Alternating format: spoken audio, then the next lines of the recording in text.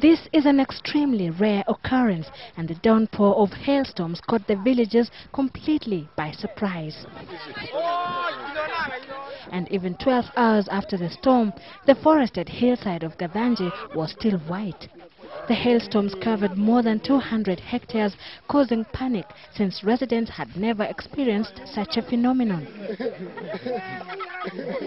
Residents said there were strong winds, followed by heavy downpour, and when it stopped raining, they saw a thick white blanket of snow covering an expansive area.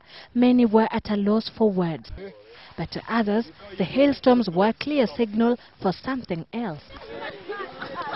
Evidently, it was not only humans who were perplexed by the sudden snow. Even the animals seemed a bit disoriented. At least 20 schools in Nyahururu town diverted the classroom sessions to a whole-day geographical excursion, perhaps knowing all too well not many will ever get a chance to see such a sight again. Kenya Meteorological Department Director Joseph Mukabana said the storm explains the cause of this rare occurrence. This is a phenomenon which is the supercells doesn't happen very often, and we are saying probably it is one of the results of the climate change impacts that we were talking about, because we are saying when it happens, then we'll be seeing a bit more flooding, hailstorms and hailstones forming. It's not unique in Kenya. Meteorological experts have been put on high alert following the heavy storm building up in parts of western Kenya. The Nyando River starts from the Kericho Nandi Hills area, and if we have a lot of rains there, then it floods downstream. And also River Nzoia, if it has, it begins from the Cherangani Hills and the Mount Elgon area. So when we have storms developing over those areas, we are concerned. The only snow to be seen in normally sunny Kenya is on top of Mount Kenya.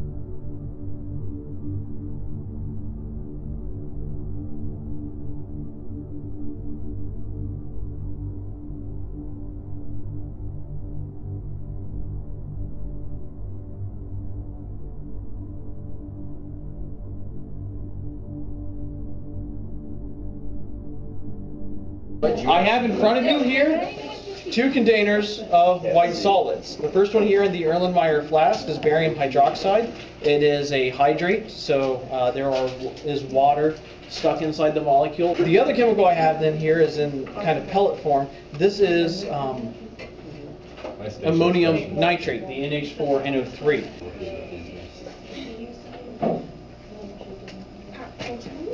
Oh, it's glue. Not glue. Sticky. Frozen. Ice on the outside.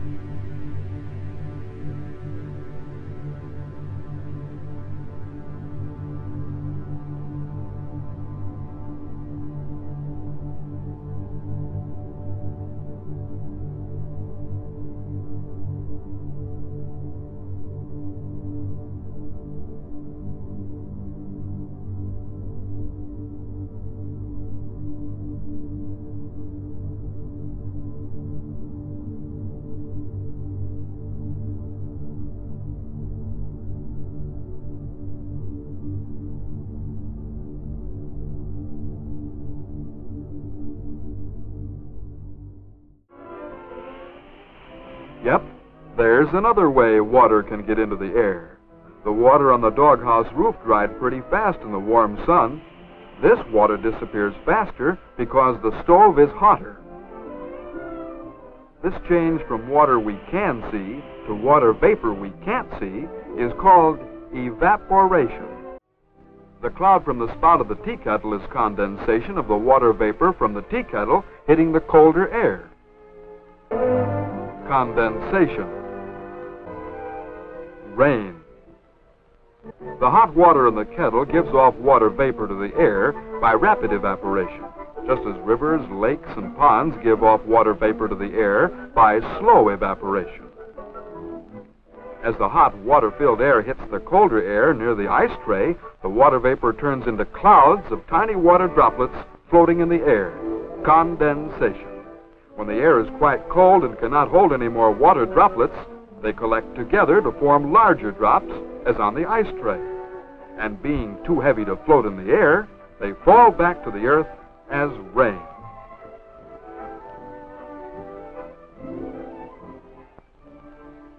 Without water in the air, we couldn't live. The hot water in the kettle gives off water vapor to the air by rapid evaporation, just as rivers, lakes, and ponds give off water vapor to the air by slow evaporation.